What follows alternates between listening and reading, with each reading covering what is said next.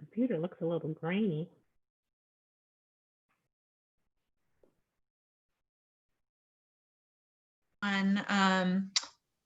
Thanks for being here today. I know today, I just want to take a moment, has been a really unprecedented day, and obviously the past year has been pretty difficult for all of us, even if you haven't been directly impacted by COVID. So I just want to take a moment to acknowledge what's happening, especially today, and I can recognize that it might be hard to concentrate. So I don't blame you at all if you're having a difficult time today. So I just want to acknowledge that. My name is Nisha Ajmani. I am a staff attorney at HERA. We are based in Oakland, but we serve Californians in all parts of the state. I'm the only, as of recently, I'm the only attorney who focuses on tenant issues, and it's all pre-eviction concerns, that we do stay up to date on kind of the eviction process and tenants' rights when it comes to actual eviction cases, but we don't handle eviction cases directly when somebody has been served. We refer folks out. However, we help with all other sorts of tenant issues, whether it's habitability problems, fair housing concerns, maybe discrimination that a renter is dealing with in trying to find housing, credit issues related to renting. So if there's an issue on your credit report, we might be able to help you get that cleaned up to help your rental prospects in the future, or if you're trying to find housing, for example, you want to own a home, we can also help with fixing credit and debt issues. Also, a lot of my clients have debt collection issues, so they might be served with a debt collection lawsuit, for example, on a credit card or something of that nature. So we help folks respond to those lawsuits to ensure that they don't get negative ramifications on their credit report. So that's just kind of a summary of what I do, but HERA also provides services specifically for homeowners regarding mortgage issues and lending, and also estate issues and student loans. So I'll provide our contact information at the end in case you're curious about our other services. And then also, I just lost my train of thought, sorry. So here's the agenda for tonight, what we'll be discussing. So all of the eviction moratoria, which means moratorium is a temporary ban. So it's not a permanent ban. So what's been going on with the COVID-19 eviction moratoria is different levels of government have passed various laws. You've probably heard of them, and it's confusing for a lot of us to understand the specific laws and how they interact with each other. So they're still in place right now, most of the moratoria. So I'm going to discuss those different laws. Multiple of them end at the end of this month, but what we've been seeing happen is that they get extended, for another month or another few months. So it's a little challenging to keep up with everything and all the updates that are happening. So I'm going to explain the federal eviction moratorium, which is the Center for Disease Control, and then California state laws and protections, and then the current legislation in California to extend the eviction moratorium at the statewide level. And then Contra Costa County still has an eviction moratorium in place. And then I'll also discuss COVID-19 and credit concerns. And then I'll discuss kind of, what's next on this topic and what to look out for and how to stay up to date with the laws and everything that keeps on changing. And then I'll leave it open to questions, but if folks have questions, you're welcome to type them into the chat, and we might be able to answer them as we go. We'll just kind of see kind of what the flow is like, but I'll definitely make sure to leave time at the end for people to ask questions. And just keep in mind that I can only answer kind of general questions. I can't answer specific personal questions. If you want to talk to somebody about a personal issue you're dealing with or someone you know, I would recommend calling our office and getting set up for an intake call with one of the attorneys. Okay. So these are some of the general eviction moratorium laws to be aware of. So as I mentioned, a moratorium is a temporary ban of certain activities. So the purpose of the eviction moratoria obviously relates to the transmission of the coronavirus. So in March 2020, all levels of government passed eviction moratoria to reduce the likelihood of coronavirus transmission and related public health and welfare risks. In April, the California Judicial Council, which is like a judicial body at the highest level of the state, issued an emergency rule which placed a moratorium on evictions in the state, except for reasons related to public health and safety. That rule expired on September 1st, 2020. There are also some federal laws to be aware of and local laws as well. So at the federal level, there's a Federal Housing Finance Agency moratorium that's extended through January 31st, 2021. And the Federal Housing Administration order, that's also an eviction moratorium, which is extended through February 28th, 2021. These two moratoria are very narrow and they don't apply to most people, but it's just something to be on the radar, to be on your radar. And then there's the Center for Disease Control, which I'll get into in more detail in a few slides. And that does apply to California, but there are certain requirements that tenants need to follow in order for it to be triggered. And then California, there's AB 3088. This, I apologize, I made a mistake. It should say AB 15. So AB 15 is a bill that I will discuss that's currently being considered by the legislature to extend AB 3088, which is the statewide moratorium on evictions for non-payment of rent. And then I'll discuss that law in more detail. And then the local moratoria, I'll provide more detail about the Contra Costa County moratorium. Okay, so the CDC order. This temporarily bans evictions for non-payment of rent. It does not require COVID-related financial stress or loss of income. In California, there does have to be a connection between the financial hardship a tenant experiences and COVID. So it applies to California, and it requires the tenant to seek governmental financial assistance and requires the tenant to provide a declaration. And I've provided the link down here where folks can find the declaration form in English and Spanish. So the declaration, essentially says that the tenant has tried to seek financial assistance to pay rent. The tenant doesn't actually have to obtain financial assistance to pay rent, but they just have to declare that they have made that effort. And it requires the tenant to state that they're paying as much as they can, if they're able to pay anything, and would be homeless or have to live in close quarters with other people if they're evicted. There are income requirements in order for the CDC order to apply. So in 2020, the income cap of in 2020, either the tenant has to have an income cap of $99,000 for single tax filers, or $198,000 for joint filers, or the tenant received a CARES Act stimulus check, or no reportable income in 2019.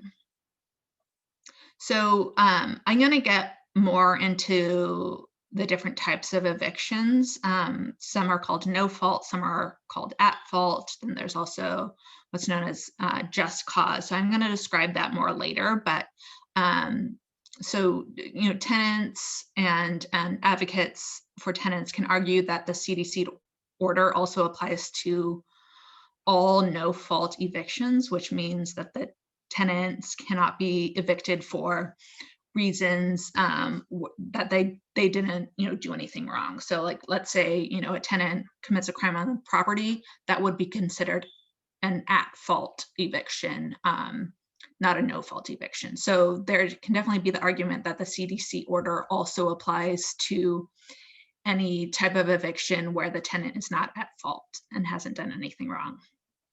So the order was initially, when it was initially passed, it was supposed to expire December 31st.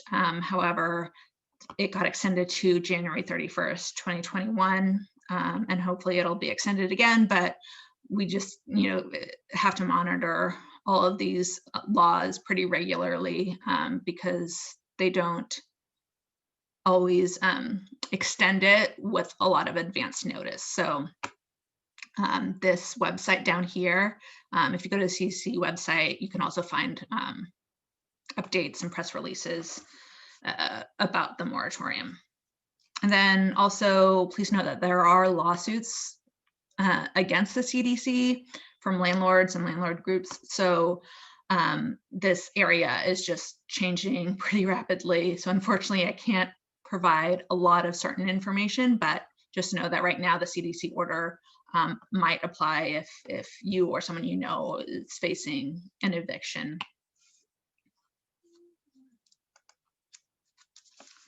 Okay, so California AB 30888, this is called the Tenant, Homeowner, and Small Landlord Relief and Stabilization Act of 2020. And this is the state law that legislators are currently kind of negotiating around extending. So we should hopefully have more information soon about that and how long it'll be extended, if at all. So it provides relief to tenants, homeowners, and small landlords.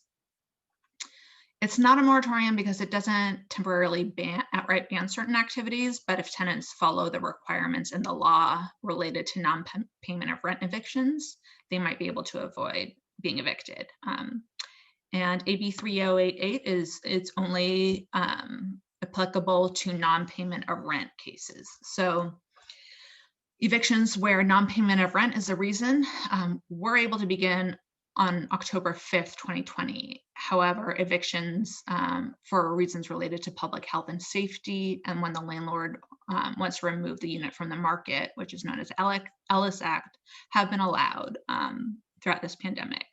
So under AB 3088, sorry, I just want to back up for a second. There are certain exceptions to this, but this is just in general related to the Ellis Act. Okay, so the landlord under AB 3088, if the landlord wants to start the eviction process against a renter for non-payment of rent or any other reason, they must provide a cover sheet stating whether the eviction is related to non-payment of rent. No cause evictions, and as I mentioned, I'll explain what no cause and just cause means in more detail in a few slides. So no cause evictions are not allowed for any tenant until after February 1st. So just kind of generally, no cause means that there's just no reason for a tenant to be evicted. The landlord can't provide any specific legal reason that is listed in a law in California, which is called AB 1482. So right now, yeah, hello? I heard a noise. I'm not sure if somebody had a question, but so right now, nobody can be evicted for just a landlord can't tell a tenant, oh, I'm evicting you, and I don't have to give a reason. So that can't be allowed right now, though pre-COVID in certain cases that is allowed.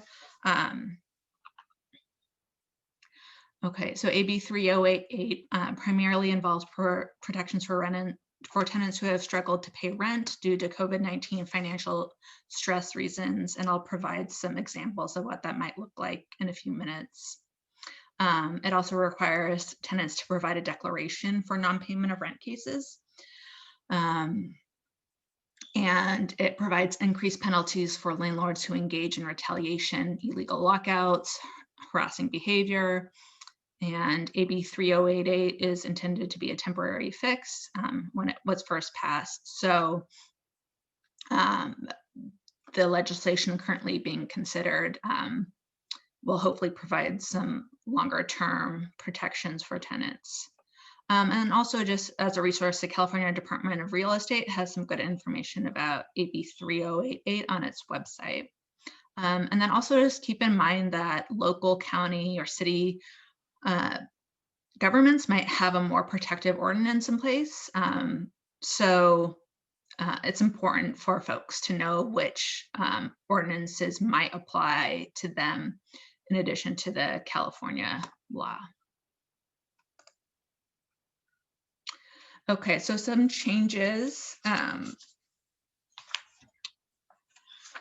under AB 3088, it has a longer notice period. So, before COVID and before this law was passed, or before all of the moratoriums came into effect in March last spring, you've probably heard of, a 3-day notice to pay rent or quit. So that was the notice required for tenants if they were late on rent.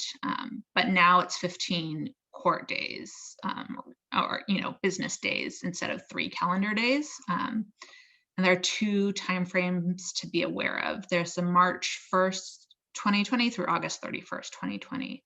So under this timeframe, non-payment of some or all of the rent during this time frame cannot be a basis for eviction as long as the tenant timely provides a declaration to the landlord stating that the non-payment of rent was related to COVID-19 financial stress. And the landlord must provide the tenant with a copy of a blank declaration in the language of the tenant's rental agreement. So here's a link to that declaration. And then the tenant must provide the signed declaration within 15 business days, or the landlord can proceed with the next step of the eviction lawsuit. And then the second time frame to be aware of is September 1st, 2020 through January 31st, 2021. And under this time frame, non-payment of some or all of a tenant's rent during the time frame cannot be a basis for eviction as long as the tenant timely provides this same declaration every single month and pays at least 25% of the total rent during this time frame. And it's fine if that 25% is paid at the end. Let's just say theoretically the legislature doesn't pass any new bill, any tenants in this category would have to pay 25% of the total back rent owed beginning in September by the end of this month in order to avoid being evicted for that back rent. And then please note that any unpaid rent during this whole year since last March can be converted to civil debt, which the landlord can sue for in small claims court. Under AB 3088, that small claims court lawsuits can begin March 1st. I don't know if that's going to change. And just to make it really clear, rent is still owed. So if possible, tenants should still pay as much or all of their rent that they can pay because they can still be sued for that unpaid rent. So that can also have negative consequences for credit if there's a lawsuit on your credit report. I'm gonna just talk a little bit about some of the examples of financial stress related to COVID-19. So this is in the declaration. And if you want to, you can click on this link, but also the language of the law is in California Code of Civil Procedure 1179.02. So some examples are loss of income caused by the COVID-19 pandemic are increased out-of-pocket expenses directly related to performing essential work during COVID-19, increased expenses directly related to health impacts of the pandemic, childcare responsibilities or responsibilities to care for an elderly, disabled, or sick family member directly related to COVID-19 that may limit the tenant's ability to earn an income, increased costs for childcare or attending to an elderly, disabled, or sick family member directly related to COVID-19, or the last one is just a catch-all, other circumstances related to COVID-19 that have reduced the tenant's income or increased their expenses.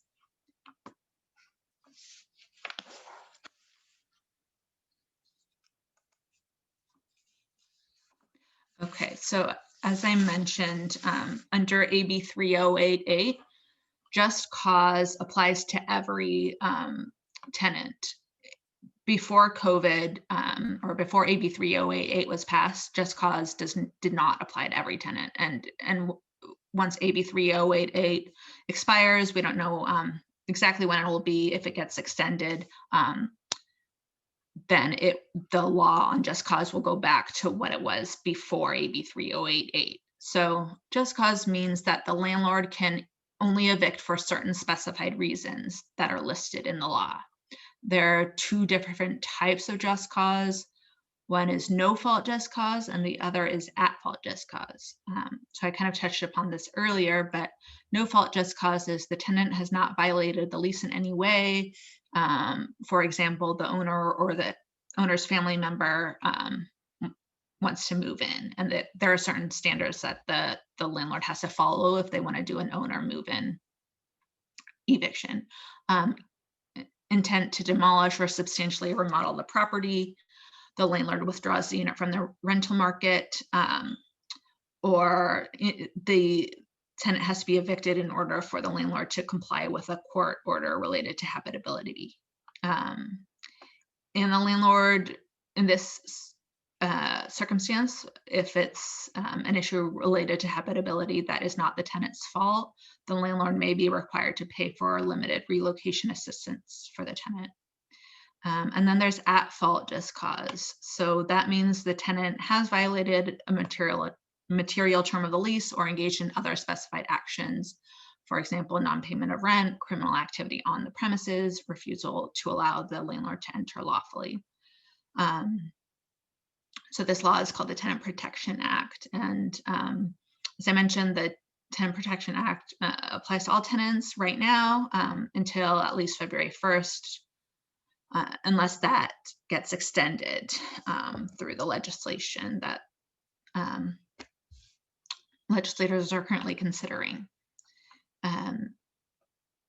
So just so folks know, I don't want it to get too confusing, but before COVID, and then once AB 3088 is expires, and if there isn't anything that takes its place, it will go back to the law regarding just cause before COVID. So there are exceptions to the just cause law. So certain people, for example, certain student dorms, just cause does not apply. Housing in a nonprofit hospital, religious facility, or extended care facility, a duplex where the landlord lives on the property. So these are just some examples of exceptions to just cause that were in place before COVID, and they might come back. We don't really know. Unfortunately, it's not clear yet what's going to happen with that.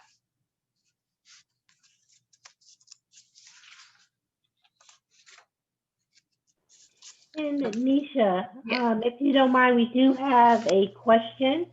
The question is, the tenant has provided the statement of COVID-19 financial stress. However, they were not provided the blank declaration for signature by their landlord. Are they still protected? I would believe so. I mean, I think that would be, yeah, that is concerning that the landlord didn't provide that declaration because they were required to. I mean, I wonder if the person provided the state declaration or the CDC, but that would be something I think, worth bringing up if in the court case, or, that person can seek the assistance of an attorney to notify the court that they weren't served properly with the eviction case. If the landlord did not provide a blank declaration, it could affect their case, and potentially in a favorable way if they weren't served properly. I obviously can't, say exactly, what the remedy might be, but it's worth checking in with an attorney if, it might not be something HERA can help out with given the stage of where they're at, but there are nonprofits in Contra Costa County. I'm just going to assume it's Contra Costa County, but if not, there are, Bay Area Legal Aid is, one possibility, but also in the East Bay, there are other tenant rights groups that have eviction defense services that might be able to help out in that case. And if it hasn't moved to eviction, could there be a safeguard where the individual just prints out the document through the link and send it to the landlord just so that it's on record if it hasn't Yeah, they should escalated? definitely document everything, do everything, or email or text or whatever. And yeah, they would have to sign it and date it, but as much as possible, if they provide that to the landlord's on notice that they're intending to invoke it. Yeah. And just to kind of recap to this point, it sounds as though by now, if a tenant has had a hardship due to COVID and has not paid their rent, by this time they should have been in communication with their landlord. And based on the time of when rent was not paid, based on those two time frames, that non-payment of rent will be treated differently. And the landlord should be providing the tenant the declaration. But what I'm hearing is if they did not receive it, because we're also learning landlords are also confused by this process, so they may not know. But if they are now aware of the declaration, and as long as it hasn't gotten escalated to an eviction, it would be a safeguard to go ahead and print that declaration, sign it, and get it to the landlord. Yeah, they should definitely, even if they haven't received any eviction notice, they should definitely provide that declaration, the state declaration, and it's possible the CDC declaration might also apply to that person's case. But in case I wasn't clear, so the landlord only needs to provide a copy of that declaration if they file, if they want to file a notice to pay rent or quit. So if a tenant hasn't received that type of notice, but they're still not able to pay rent, or they've missed some rent, they should still provide a copy of that declaration to the landlord, because it might prevent that type of notice being filed. Got it. And we have another question, again, around proof of financial hardship. It was provided back in March, different rent, April, May, and June. It looks like they paid the full rent July, August, and September, and October, November, and deferred December and January. They haven't gotten anything more than an email asking if they needed anything else, and they were told no. So I'm assuming the dates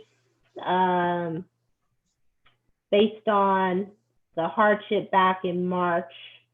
And Lo, at the end, we may ask you to explain, so I want to make sure we get your question answered. So I'm not sure if your question is around the months in which you paid and the amounts that are deferred.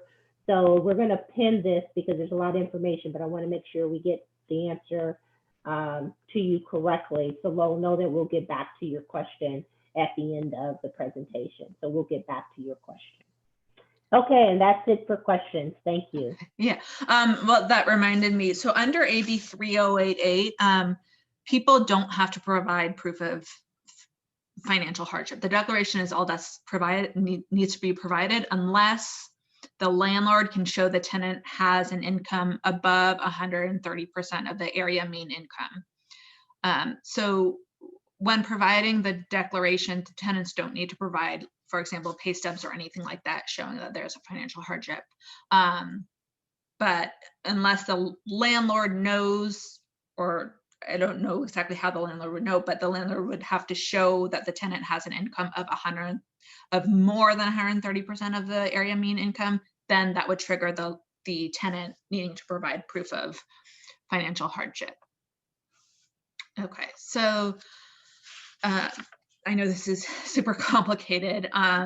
Another issue that comes up is how the state law interacts with local law regarding the moratoria So local city and county ordinances that were passed before August 19th, 2020 remain in effect. So local laws that are that relate to the eviction moratorium for COVID-19, if they were passed before August 19th, remain in effect.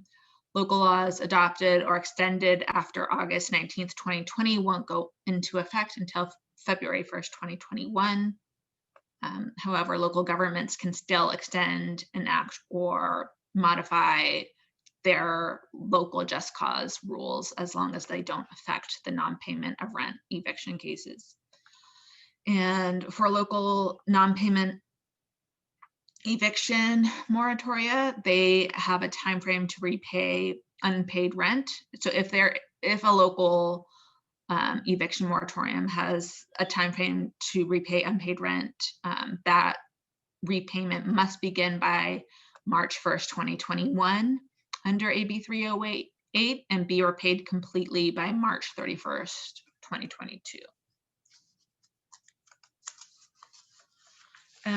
So now I'm going to talk a little bit about the bills that are currently being considered to extend AB 3088. So there's California Assembly Bill 15.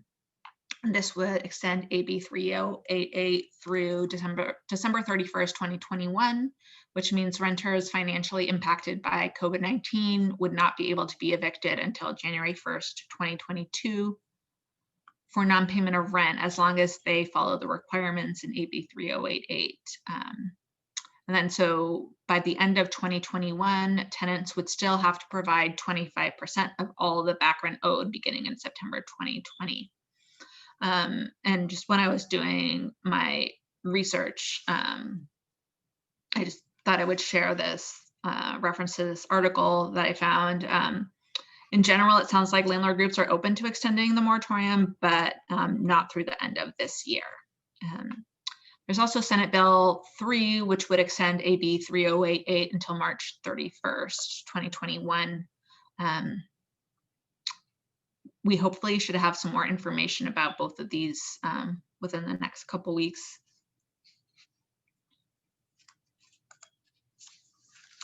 And so local moratoria. So some counties still have an eviction moratorium in effect. If folks remember back in the spring, it seemed like every county and city passed something. Unfortunately, a lot of those laws have expired. So just keep in mind that they're in flux, they're expiring, and then they get extended, or sometimes they're modified. So for example, some localities have now begun to allow evictions for non-payment of rent, while other counties do not. However, in this, oops, didn't mean to do that. So if a local county now allows for non-payment of rent evictions, that landlord still has to follow the state law, AB 3088, when it comes to non-payment of rent, and then the tenant would still have the protections of AB 3088 as long as they provide the declaration timely. As I mentioned, tenants are still obligated to pay rent and should try to pay full rent on time each month if possible.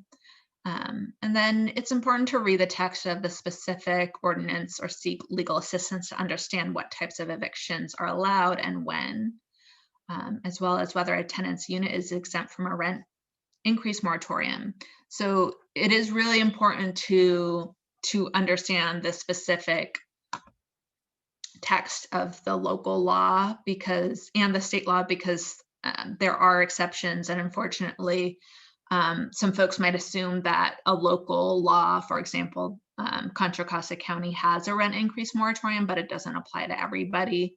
So it's really important to either get help from a lawyer to try to understand whether a local law applies to you, or some folks are able to read the text and do some research on their own to determine whether it's applicable.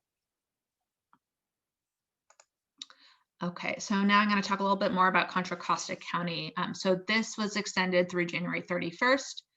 of this year, and it temporarily bans no-fault evictions for residential tenants. And as I described earlier, no-fault means the tenant has not done anything that could legally trigger the eviction process, such as violating the lease or committing a crime on the property. But the exceptions are to protect the public health or safety of the landlord or another tenant. The owner or a member of the owner's immediate family intends to move in, or to remove the residential real property from the rental market. And it must follow these standards in this law, Government Code Section 7060. Also, landlords cannot evict tenants for allowing an unauthorized person to occupy the residential unit, so long as the person is a member of the tenant's immediate family and is living in the residence as a result of the pandemic.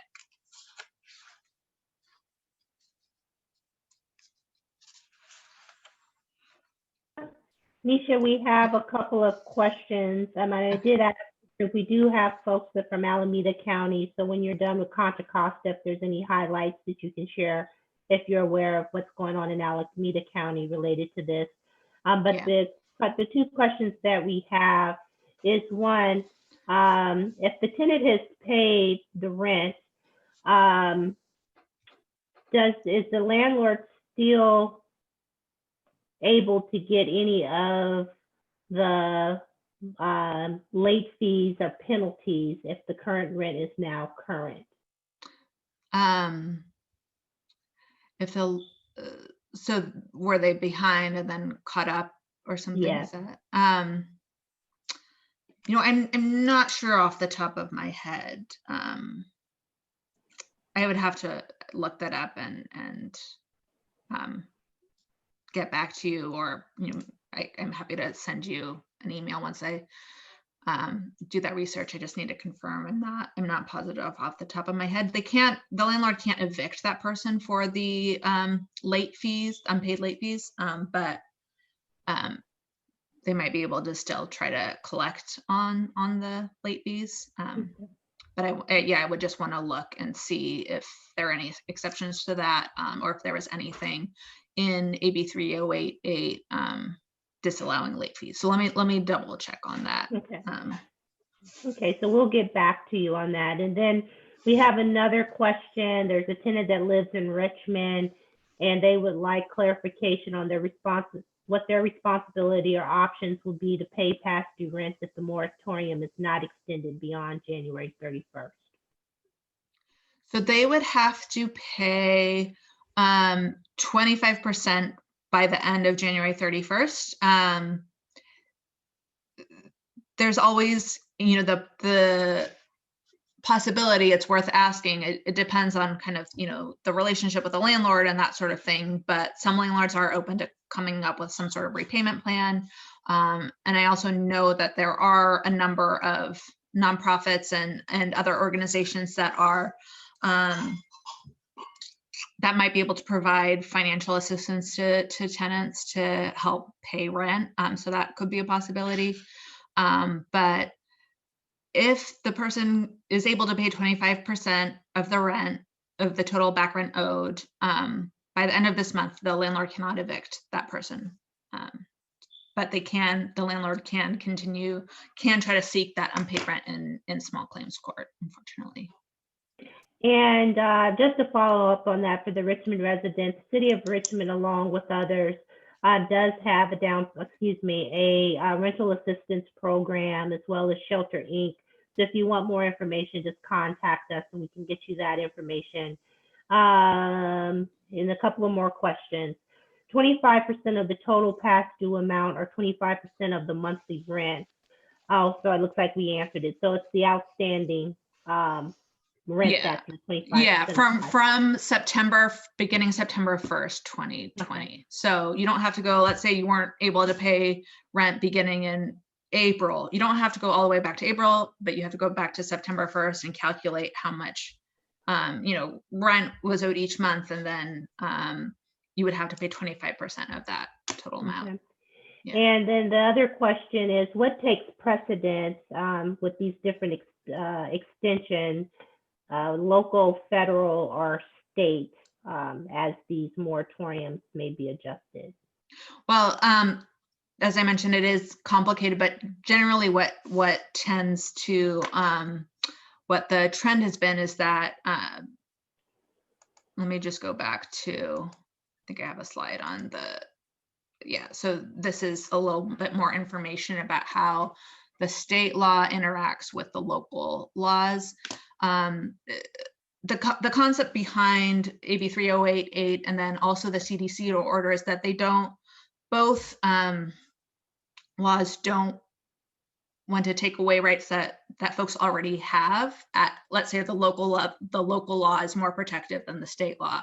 In most cases, the local law that has more protections would apply to that tenant. However, the tenant would still need to follow AB 3088 when it comes to the non-payment of rent and that sort of thing.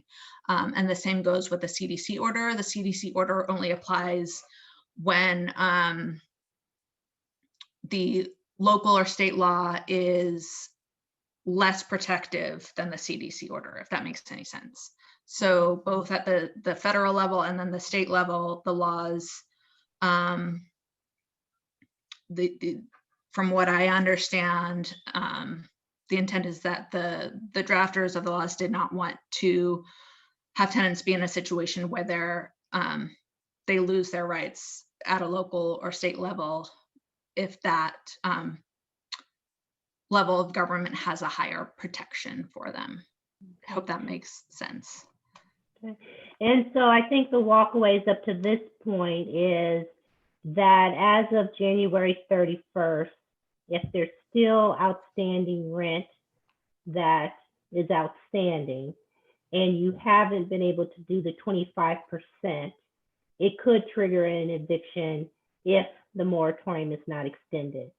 So if there's anyone out there that has not sought rental assistance, this would be the time to do it. Just our experience is there's a lot of agencies that have gotten CARES Act fund and other funds for this type of situation. And pretty much anyone that we have directed for support has gotten it. So this would be the time if you haven't taken advantage to do that.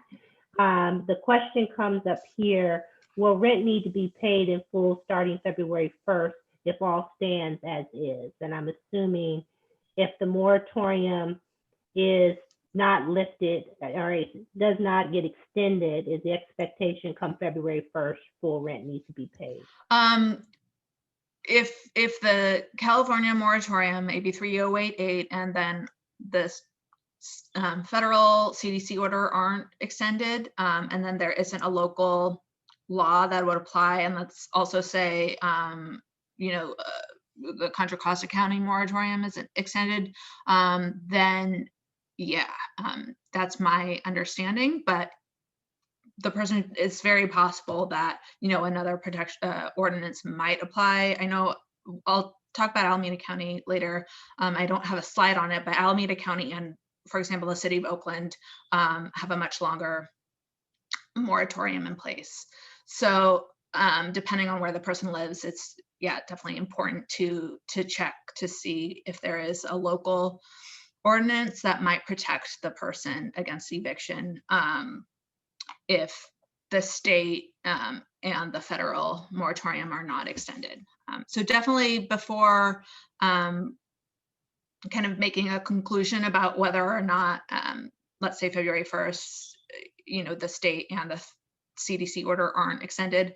There are a couple other federal moratoriums, which I mentioned earlier in the presentation, which are more narrow, but there is always the possibility it might apply in your case. So definitely make sure before making any conclusions about whether the eviction is allowed to, seek information from a legal services organization, or make sure you understand what your rights are and what laws might apply and might not. So let's see where I was. Already discussed this. Okay, so Contra Costa County also has a rent increase moratorium, and that was also extended through the end of this month. So it's important to know it does not apply to all tenants. And this might get confusing, so I apologize. I'll do my best to explain it. So California has a statewide rent control law, which was passed in 2019, and it's called AB, the bill was AB 1482. So in Contra Costa County, if California's statewide rent control law does not apply to a tenant, then the Contra Costa County rent increase moratorium also does not apply to that tenant. So this rent increase moratorium just followed the state law essentially. So there are certain exceptions to the California statewide rent control law. So here's a list of the exceptions. So under the California law, units that were constructed within the last 15 years rent can be raised in those units. Certain low or moderate income units, certain dormitories, owner occupied 2-unit buildings. These are like duplexes where the owner has occupied one of the units for the entire tenancy. Certain single family homes where the landlord has provided the tenants with a written notice stating that the household is not subject to the statewide rent control law. And rent increases that the tenant and the landlord agreed to in a written lease that they entered into before March 16th, 2020. So in all of these cases, this is general and some exceptions might apply, but in all of these cases in Contra Costa County, the landlord can raise their rent under local law, even though there is a rent increase moratorium in place. So just keep that in mind. I know we've talked to some folks who, just heard in the news, oh, Contra Costa County has a rent increase moratorium. And so they just assume it applies to them, but unfortunately it doesn't apply to everyone. So just keep that in mind. And if you're confused or want to know whether it applies to you, definitely you can reach out to us or another legal services organization to try to understand what your rights might be. So I'm going to talk a little bit, I'm going to shift gears a little bit and just talk about housing discrimination and COVID-19. I'm sure it's not surprising, but research is showing that COVID-19 is having a disproportionate impact on people of color. And there are multiple reasons for this, including but not limited to, obviously, longstanding discrimination in healthcare access, housing, employment, poverty, and unequal access to economic mobility. And just some signs to look out for and how discrimination might show up during COVID-19. Using eviction moratoria exceptions as a pretext to evict tenants for discriminatory reasons. So maybe, for example, in this case, there isn't really a strong eviction case, but the landlord is just kind of pointing to an exception in the moratorium without any evidence. Landlords not granting necessary reasonable accommodations to people with disabilities. So a reasonable accommodation is if a person with a disability, for example, needs a wheelchair ramp and they don't have one, or needs to have a parking spot, right in front of their unit. A reasonable accommodation would be the landlord granting, the landlord would have to grant that person that parking spot close to their unit under state and federal anti-disability discrimination laws. So it might show up as landlords not granting a necessary reasonable accommodation to a person with a disability, including people who contract COVID-19. Landlords cannot require prospective tenants to disclose whether they have COVID-19, but they can ask tenants to voluntarily disclose whether they have COVID-19, but tenants are not required to provide an answer. It can show up as seniors and elderly tenants experiencing higher rates of stigmatization and harassment from landlords or other tenants. Asian tenants and prospective tenants experiencing stigmatization and discrimination from landlords and other tenants. And I also wanted to bring up some protections that might apply if folks believe they're either being discriminated against or being harassed in some way during COVID-19. We've seen, unfortunately, cases where landlords have gone into tenants, elderly tenants' homes to turn off their water without the tenant's permission, and that tenant had to leave her apartment in the middle of the pandemic, and she's a senior. So there are certain protections that at the state and local level that might apply. So just in general, landlords cannot threaten, engage in, quote, menacing conduct constituting a course of conduct that interferes with a tenant's quiet enjoyment of the premises, use force or threaten to use force against tenants, threaten to release information about a tenant's immigration status, and there are some others. Civil penalties, so that means the landlord might have to pay at least $2,000 for each violation, or up to $2,000 for each violation of this law. AB 3088 has higher penalties for landlords who conduct illegal utility shutoffs. So, for example, as I mentioned before, illegally turning off the water without the tenant's permission, and lockouts. So, a lockout is, the landlord. It might be the result of a utility shutoff that the tenant has to leave the apartment because they can't use the facilities, or the landlord just locks the tenant out of the apartment for perhaps discriminatory or harassing reasons. And then there's another law that's called the Bain Act, and this protects people from interference, threat, or coercion for exercising their legal rights. So if a tenant, let's say, for example, provides a declaration to the landlord, and the landlord cannot retaliate against that tenant for exercising their right under the state law. And it also authorizes civil penalties, so money damages for up to $25,000 for each individual whose rights were violated. And then some local ordinances also have anti-harassment and discrimination laws to be aware of. And now I'm gonna do a brief discussion on credit reporting. Let's see where are we at with time. Oh, we have some. And then I'll discuss a little bit about how COVID-19 is affecting credit reporting and the laws to be aware of. So just in general, credit, it's important to know what's on your credit report for multiple reasons. If you want to apply for a loan or credit cards, they'll often look at your credit report. So banks and other lenders use credit reports to decide if they'll give you a loan and determine what interest rate to give. So if there are, if there's debt on your credit report, it's you have a lower chance of being able to get that type of loan that you're looking for. If you've been late on your payments, or if you have a judgment from a lawsuit or something of that nature on your credit report. It's not impossible to fix. It just takes time to build up your credit. Also, of course, housing and rent. So a landlord often looks at a credit report to decide if they'll rent an apartment. And then if you want to get a mortgage, if you want to buy a home,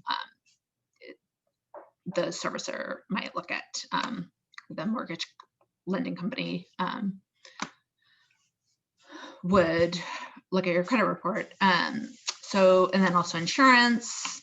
Insurance company will decide whether to give you insurance based on what's in your credit report and what rates you'll pay. And then in some cases, even employers might look at your credit report. I think it's probably pretty clear that a good credit report can save you money and open opportunities, and a bad credit report can cost you more money and close opportunities, and just take a lot of time to fix.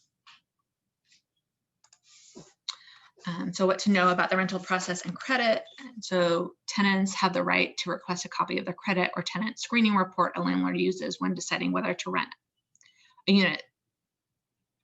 So if you're looking for an apartment and the landlord asks to get your permission to do a credit report check, you have, and let's say that they deny your apartment and say that partially it was for credit reasons, you have the right to request a copy of the actual credit report that the landlord relied on, or the tenant screening report. You should make that request in writing. And then this is the law down here that describes what landlords are required to do if they deny a prospective tenant an apartment or unit based at least partially on credit. And they also have to say that you have a right to obtain a free copy of your credit report, and to dispute the accuracy or completeness of the information in the credit report. Okay. So sometimes evictions show up on a credit report, but in California, a couple of years ago, I believe it was, a law was passed that says an eviction can only be reported on somebody's credit report if the landlord gets a judgment, which means wins the case within 60 days of filing the eviction, or if a court orders that the eviction be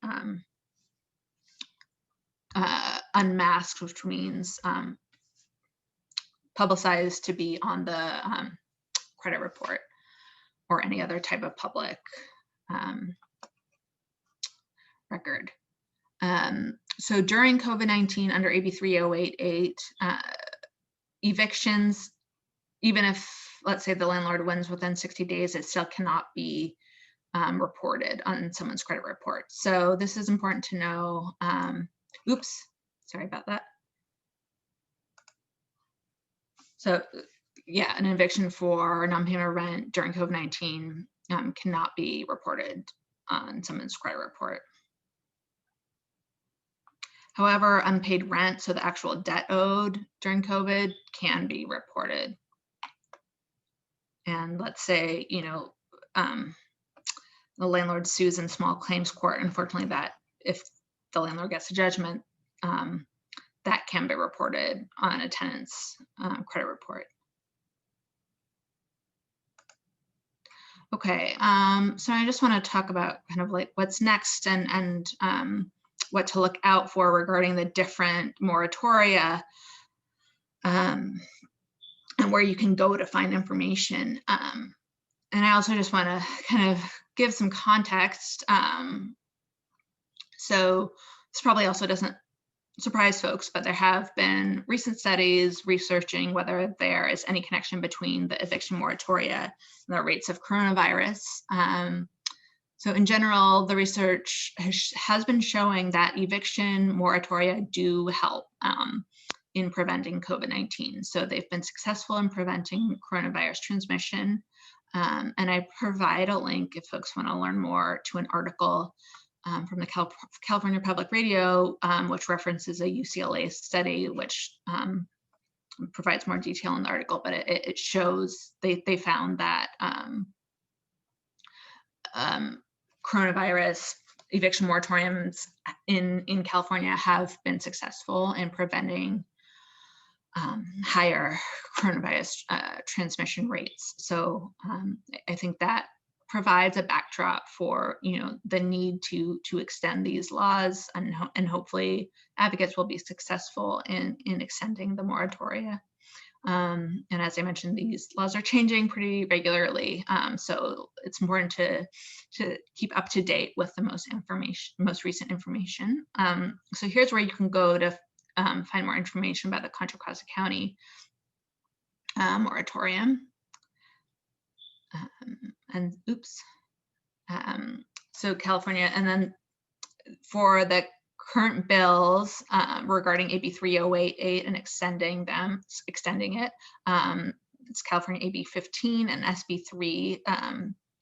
So this is the state legislature website where you can go and find information about specific bills. You would just click this link and enter in the bill number.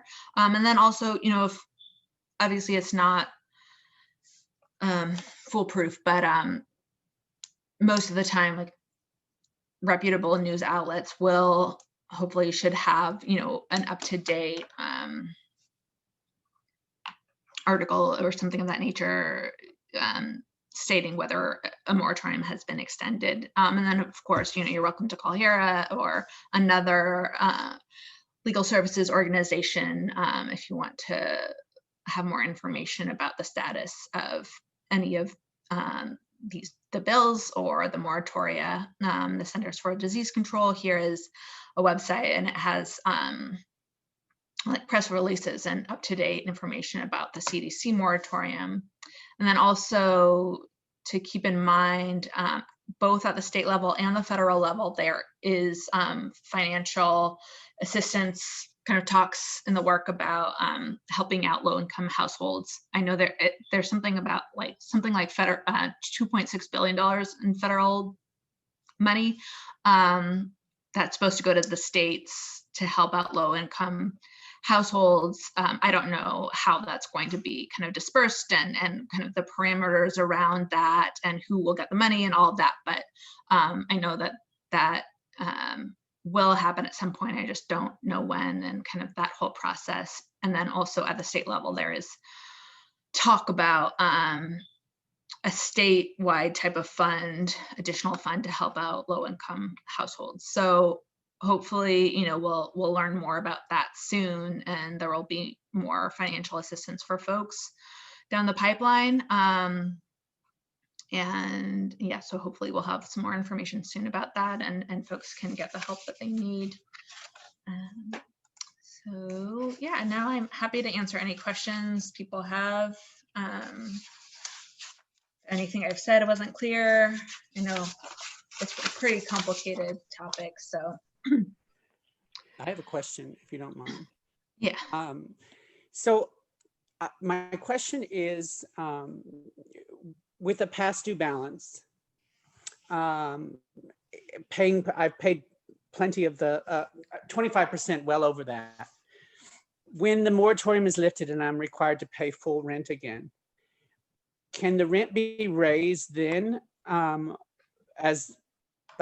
I have to start paying rent in February, can they raise my rent in February? And if so, how do I pay the February's rent when I still have a past due balance? Because where I live, when I pay, it goes on what I owe. It doesn't just go for the month. You know what I mean? Yeah. So I'm confused about all of that. Yeah, no, those are really good questions.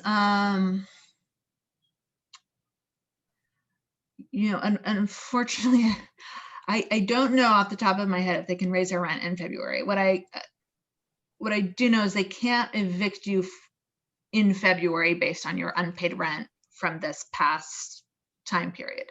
I would encourage you, you're welcome to reach out to us. I think that's a question that would require some more research. And so you're welcome to reach out to us. I'm gonna leave this screen up while I'm answering questions. So this is our phone number and just some more information about the other services we provide. But yes, that does sound like a little more kind of like a meaty question that would require some research. But what I can say is they can't evict you for the unpaid rent, but they might. It's possible they might be able to raise the rent if there's there's nothing in place to protect on that issue on February 1st. But I can't make any guarantees about that. Thank you. The other question is, are we required to do a monthly declaration? You said something about that, as long as we're deferring rent, because I haven't been doing that. I mean, it is complicated. It's okay. Let me go back to the. Well, actually, I have it here. So it's, if you haven't been able to pay starting in September 1st, if you haven't been able to pay full rent each month under AB 3088, you technically do have to provide a declaration every single month to the landlord. If you haven't been doing that, I would just recommend to start, but it's not, it sounds like, well, I don't want to get too much into the weeds of your specific case, but I would just recommend to provide the declaration. Is that just an if this email? continues. No, so I believe I provided a link to the declaration. If you have, actually, this is going to be faster. If you have a copy of the PowerPoint, I have a link to the declaration.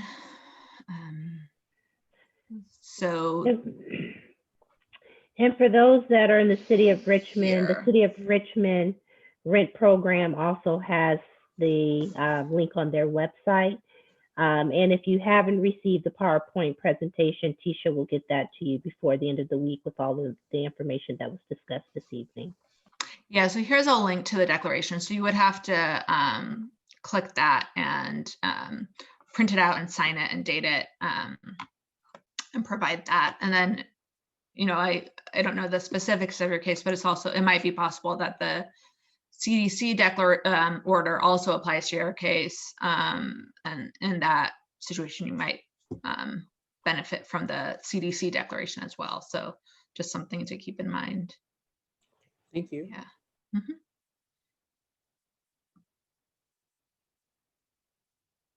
Okay, any other questions? Yes, Nisha, something came up in the chat. If an individual's on a month-to-month, can the landlord give a 60-day notice at the end of their lease?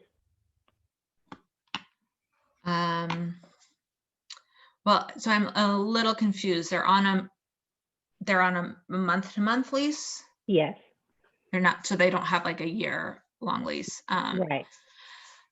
It depends on whether a local moratorium might apply in that case. So I know Alameda County has a moratorium, and City of Oakland also have a moratorium that lasts longer. So I don't believe that that person would be able to, be required to move out under that for that reason. But I'm not 100% sure about that. It's a little, I think again here, it might be a situation where it might make more sense for her to either call our office. I just don't want to get like too much in the specifics of this person's. So Nisha, would that fall back on a just cause eviction? The landlord would have to have probable cause for the eviction? You couldn't just say, I don't want you living here. Possibly, yeah. I just don't know. It's possible there might be some sort of protection that would apply to this person's case that I'm not aware of. Without more information, I can't really answer that. Yeah. And I'll just speak from the landlord's perspective because we've been having to learn as we go as well. So to Nisha's point, it really will be just based on what your city ordinance is. So the question about rent increase, well, if you are in a rent control environment, the landlord can only increase rents based on that rent control. If you are in a just cause eviction area, the landlord would have to have probable cause to evict. So what I can say with all that has been going on, that there has been a lot of protections to protect the tenant. So to Nisha's point earlier, if you feel as though you're being harassed, you just feel like something's not right, then you do want to get legal counsel because there are so many moving pieces to this. But I think the walk away again, because there's so many points, just wanting to be clear that if you haven't paid your rent, by now you should have engaged with your landlord. Just as a safeguard, complete the declaration, work with agencies to get at least 25% of your past due rent paid. The other rent could be only collected through small claims court. And most landlords, depending on the size of the landlord, especially the mom and pop, many of them will be willing to work with you to work out some type of arrangement. So, just kind of take it step by step, but to protect your housing, do all that you can to at least get the 25% paid so that there's not an immediate eviction action that can take place if the moratorium is lifted. Yeah, and then also I'll just say, like with some, it's a little, hard to answer some of these questions because in a normal quote unquote world, perhaps, a landlord would be required, could have the tenant move out if it's a month to month, in 60 days. But in coronavirus world, that tenant might actually have additional protections to stay in that apartment for longer. So just just keep that in mind. If you have a question that might normally, pre-coronavirus, perhaps you would be required to move out within that time frame, but now you might have protection. So just definitely keep that in mind when thinking about these issues.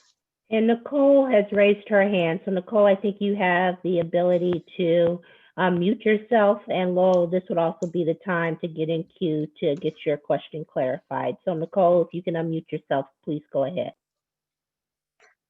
Okay. So I guess I have two questions, kind of going back on the other question. Well, they're related, honestly. So it's regarding the late fees. I noticed in a lot of the wording or language for a lot of these, I guess, what do you call them? Moratoriums. So the language does not address late fees, right? Mm-hmm. So, and I'm wondering, do they not address it because it's kind of like not. That's why I wanted to know, well, are landlords entitled to those monies? Because I don't want to get evicted because of a late fee on rent that was covered during the pandemic. And although I did eventually pay it off, I still owe this money that they could potentially get interest on or what have you. So is that more of a private dealing between myself and a landlord? Like, why is this not addressed? Or because it's not uncommon for late fees to be associated with behind rent or what have you. Mm-hmm. Mm-hmm. Yeah, no, that's a great question. I think this is going to have to be something I'm going to need to research, because I unfortunately can't answer that off the top of my head. I mean, they can't evict as long as you've paid, let's say from September, they can't evict as long as you've paid 25% of their rent. So the law specifically says rent. So my understanding is that if a person is able to pay 25% of the rent, at least, the landlord cannot evict. However, they can still try to collect the remaining rent, and that might include late fees, but that's something I need to double check on and research. Yeah. The thing why is because it's concerning for me is because, like the other gentleman had mentioned, my particular landlord doesn't distinguish between the rent and the late fees. They just add them on together. Uh-huh. So if you're just looking at the documentation, Right. Record, it looks like I just did not pay my rent, or I partially paid my rent. Right. So it's almost misleading. So I don't know, like, could they try to kind of wing it in court, like, oh, she didn't pay her rent, because in their mind, the late fee is a part of that agreement. I would, you might be able to ask, if you could ask, can you break it down? Like, I need a receipt. I would recommend doing that. And also have your lease close, because your lease should indicate what the late fee is. So if you did have to backtrack, that would be a great way to have a recording that you potentially were charged a late fee. But to Nisha's point, you can ask your landlord to give you a breakdown of what's past due rent and what is the late fees. Okay. And my last comment is, I don't know if you spoke about it, Nisha, already, but I think you were going to touch on Alameda County. I just so happen to live in Alameda County, so I don't want to assume that Contra Costa applies to Oakland unless it just happens to do that. Yeah. So Alameda County has a broader protections for tenants. So it has a temporary ban on all evictions except for public health and safety reasons. And I have to double check the expiration date. I believe it was either February 1st or 60 days after the local emergency is lifted, but I need to double check that, so I could be wrong. Obviously, the local emergency hasn't been lifted yet, so I believe it would be the Alameda County moratorium won't end until sometime after February 1st.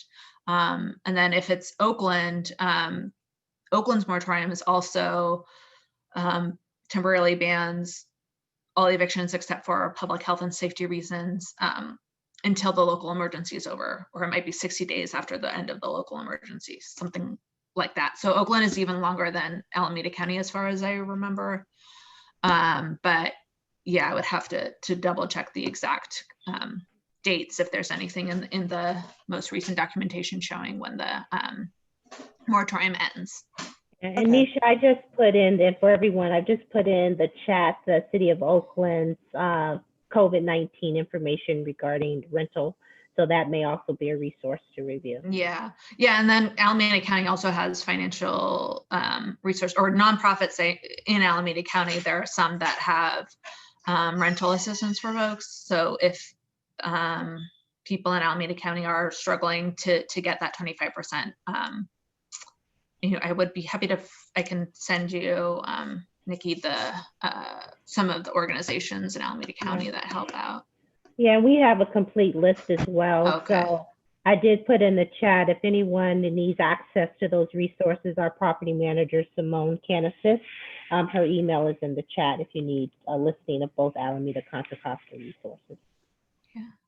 And Nisha, one more thing, just like a piece of information I took from your presentation is the kind of like the exceptions to the evictions during the pandemic, but also kind of like it's kind of been like a pretext for discrimination as well, like the health one, right? So, and the reason why I understand, I just want to make sure I'm not misinterpreting, but if a landlord has reason to believe you may be COVID positive or someone in your household is, they have on that grounds alone, they could possibly evict you. Is that what you're saying? Or Oh, no, I'm sorry if that wasn't clear. I don't believe that they can. I mean, it gets a little bit tricky, right? Because there is a,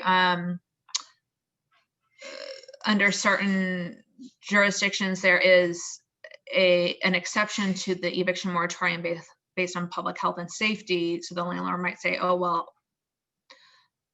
this person has COVID, or I believe this person has COVID, therefore I want to evict them. But that could be discrimination against someone with a disability. So COVID-19 is considered, somebody has COVID-19, from what the research I've done, it sounds like it qualifies as a disability. And landlords, there are all sorts of, anti-discrimination laws protecting folks with disabilities in housing. So landlords cannot require somebody to tell them whether they have COVID-19. So if a landlord tries to evict somebody based on the belief that they have COVID-19, that's actually a pretty big red flag. And I would suggest that that person try to seek legal assistance. It's possible the landlord's discriminating against that person, but it can get dicey because of the public health and safety exception to some of the moratoria. Yeah, that's what I was concerned about, only because I don't stay in a massive like complex. It's actually like it's a quadplex technically. So if one family is impacted by COVID, I can see like someone trying to use that when they're really just trying to get somebody out. Yeah. Because we stay in such tight quarters. Right. And we share very closely the same common areas in this space. So yeah, that's why I just want to make sure I was clear about that. Yeah. Sorry if that wasn't clear when I was talking about it. So, landlords cannot discriminate against people for having COVID-19 because COVID-19 is considered a disability. But yeah, as I mentioned, it could get kind of dicey. So if that does end up being a situation, the person should definitely try to seek legal assistance there. And Nisha, I believe Lowell has a question. So Lowell, if you'd like to unmute yourself, go ahead and ask your question. Yeah, this is kind of off topic a bit, but my question is, I spoke with my landlords back in March and we had a long conversation. I've been in contact with them through the whole thing. And I live in a large complex with a lot of amenities, but all of those amenities have been closed since March. So I asked them, I said, I've been paying for all of these amenities for all of this time, nearly a year, and none of them are available. Right. And I was told by them, well, we're not giving any discounts on rent because of amenity closures, because those are required to be closed by the state. And I said, yeah, well, the same reason I'm not able to work. Yeah. So I'm wondering, it seems to me a little ridiculous that when you don't have a pool or a hot tub or a gym or all of these things that we pay the premium Right. price for, like, Right. Yeah, I mean, I can understand. That's a good point. And I haven't heard that yet, but I'm not surprised. I don't know if there's anything, specific or like affirmative that could help to reduce your rent there, other than trying to negotiate with the landlord. But I think that would be something I would have to kind of do some research on to see if there's any type of law that might be able to help out there. Unfortunately, I can't think of anything right now. Yeah, and Laura, I probably would also refer back to the lease to see if there is anything that says in the lease or any clause of any, lack of accommodation if rent would be impacted or anything like that. I could assume going forward there will be, but your lease might be another resource.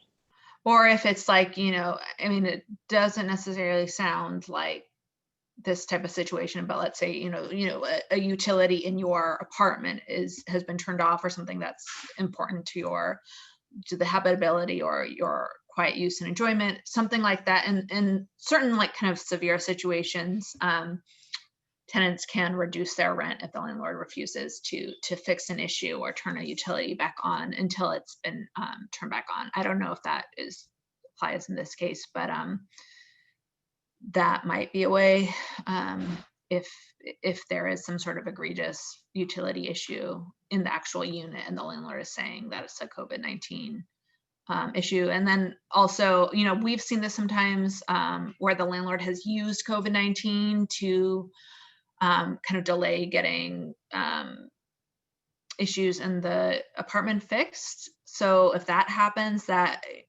after providing notice to the landlord in writing, and maybe 2 or 3 times you follow up with the landlord in writing saying this issue needs to be fixed. It can't be something minor, like, I don't know,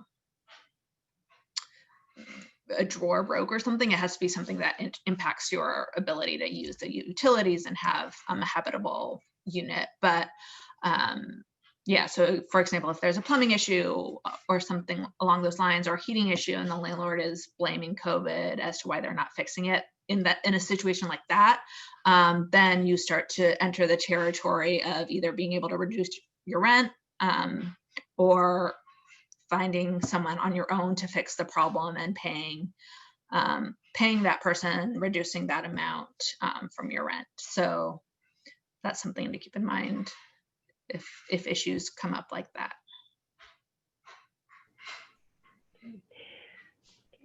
Are there any other questions that folks have? So again, I want to remind everyone, we will be getting the presentation out to you if you haven't received them already. But I do want to remind everyone that for the city of Oakland and the city of Richmond specifically, they've done a great job on their website, keeping people abreast of the updates. If you are in need of assistance, please contact us at the office to Simone's attention. I'll put her email again in the chat, but we do have the list of resources available for Alameda County, Contra Costa County. But then again, if there's any specific things that you have that you'd like to redress, to Nisha's point, please reach out to HERA or other legal service providers to talk through your issues, just to make sure that you're doing everything you can to protect your housing. And we will do the best we can after January 31st. If there's any updates related to the moratorium, get it out to those that have participated this evening, so you're aware of what to expect in February. Yeah, and I'll just say, I mean, I obviously don't want to get anyone's hopes up, but it does seem like there will probably be some sort of extension. It's just a question of how long and when we'll know. So yeah, unfortunately, we just have to keep on monitoring this, like, at least a couple times a week, because there's usually some news. So. And also to remind everyone, we will have this presentation up on our YouTube account early next week. So if you wanted to refer to the audio or share the information with others, you'll have access to it as well. So we'll do everything we can to keep information available as the new information arises. Yeah. And Nisha, are there any last minute burning thoughts or, hints or tips that you can provide just so that people have a, peace of mind as they're working through this? Yeah, I mean, I would just say to make sure you document, like if you haven't already in your communications with your landlord, just start putting everything in writing, whether it's like email or text message, just because, you don't want to end up in a situation where you might be in court and you just have your word against the landlord. So just make sure to start documenting, or if you pay, rent, get a cashier's check or, other sort of form of documentation, because that's, of course, I hope it doesn't end up that you're in a situation where you end up in court or have to face an eviction, but documentation will be really the most helpful thing that to have in case you end up in that position. And let's see what else. I mean, I wish I could offer something positive and hopeful. It's been a really, really challenging day and year. But I'm, really glad that you all joined us tonight. It just taking the time to learn about what your rights are and learn about, the different moratoria to make sure that you're protected is something that you're doing for yourself and your family. So even though it is a very stressful time, just pat yourself on the back for taking the time tonight to learn about what your rights are and how you might be able to get some more help to deal with this very difficult time. So yeah, and I'm happy to answer if any folks have questions. I know we have a little bit more time left, or a couple minutes, but definitely feel free to call our intake line. We also have an email address if you click on our website, and a whole staff of attorneys who can help with all these other challenges as well that folks might be dealing with. I have one more question, and it's not for you, Nisha. It's for the Richmond Neighborhood Housing Services. I completed an application for rental assistance and had all of the paperwork and everything and dropped it off. And then I was told that I was put on a waiting list.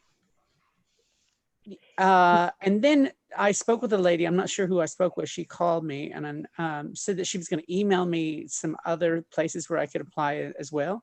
But I didn't get that email. But I'm wondering if you know anything about this waiting list. Is that something that's really going to be worked through?